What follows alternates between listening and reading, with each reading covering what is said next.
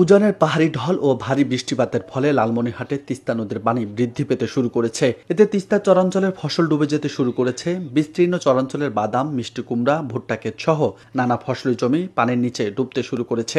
এতে যেমন ফসলের ক্ষতি হচ্ছে, তেমনি দুশ্চিন্তায় পড়েছে কৃষকরা। পানির বৃদ্ধির সাথে তীব্র আকার ধারণ করছে নদীর তীরে জমিতে ভাঙন। 35 থেকে 40 দিন থেকেই এই নদী ভাঙতেছে।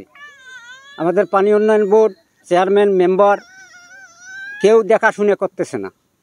আমরা কিন্তু অভিযোগ অনেক জানাছি, তারা আসতেছে না। আজকে তো এখানে 4টে বাড়ি ভেঙে গেছে, সামনে বাড়ি ভাঙছে আরো, ওই যে সামনে আমরা বাস দিয়ে রাখছি। যে ভাঙন শুরু হয়েছে দেখেন না, খালি ধাম ধাম করতেছে। গত এক সপ্তাহে জেলার বাহাদুরপাড়া ও গরিবুল্লাহ পাড়া এলাকার 6টি ভিটা নদীগর্ভে বিলীন হয়েছে। পাশাপাশি হুমকিতে রয়েছে 2টি মসজিদ সহ শতাধিক পরিবারের ঘরবাড়ি।